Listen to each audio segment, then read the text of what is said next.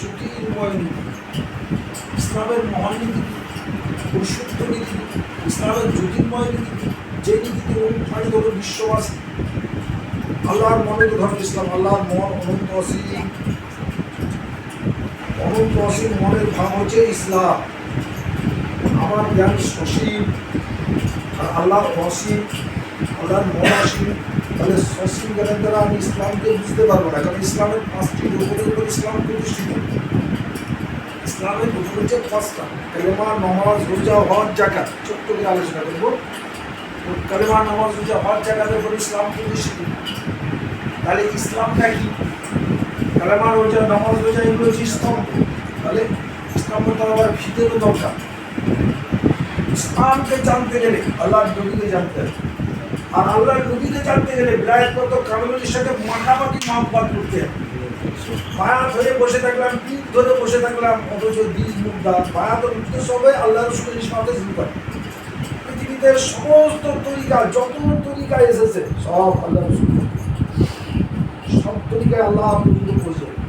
তাই তরিকা একটা যেগুলো তরিকায় বায়াত গ্রহণ করার পর সমস্ত তরিকার প্রতি সে শ্রদ্ধা ছিল, সমস্ত তরিকার আল্লাহর নবীর প্রতি শ্রদ্ধা ছিল, সমস্ত তরিকার প্রতি ভাইয়ের প্রতি শ্রদ্ধাশীল হবে, সমস্ত সুন্নিদের প্রতি শ্রদ্ধাশীল হবে এবং প্রেম প্রীতি ভালোবাসা জেগে যাবে। কেন?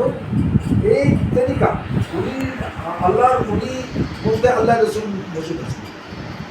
উনি মমিনে রাসূলুল্লাহ যার দিল কার মধ্যে আল্লাহ আল্লাহ রসুল মজুদ থাকে তিনি আল্লাহ রসুল। ঠিক উনি কার নাম?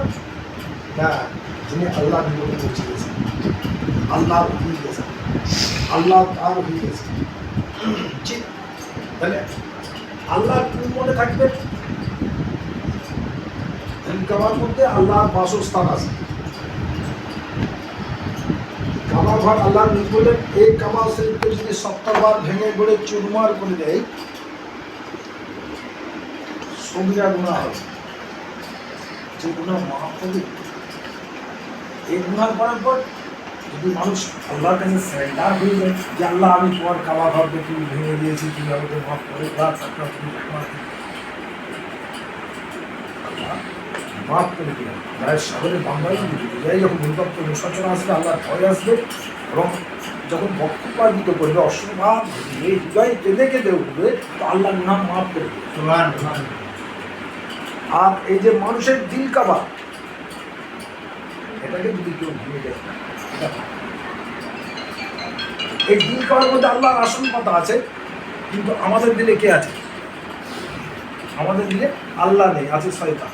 কারণ আমরা যখন নামাজে যাই, নামাজ থেকে মন বিচ্ছিন্ন হয়ে যায়, একাগ্রতা আসে না, মনোনিবেশ ঘটে না, মনোসংযোগ ঘটে না, আমাদের মন সুবহান রাব্বিল আলা বলে না, আমাদের মন সুবহান রাব্বিল আলা আজিম বলে না, মন খোদাকে সিজদা করে না, সারা দুনিয়া এসে নামাজে হাজির হয়ে যায়।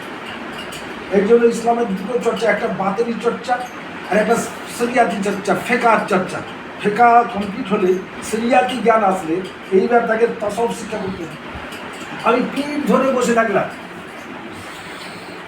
যেমন স্কুলে আপনারা মৌলানা মহাদ্দেশ লিখছেন বা আপনারা এখন মৌলানা তৈরি করছেন, নিয়মটা কি? গ্রামের সঙ্গে সম্পর্ক, সমাজের সঙ্গে সম্পর্ক, উস্তাদের সঙ্গে সম্পর্ক যদি না থাকে ওই মৌলানা। তো আল্লাহর ওলি বাদ গ্রহণ করিবার বা উদ্দেশ্য কি?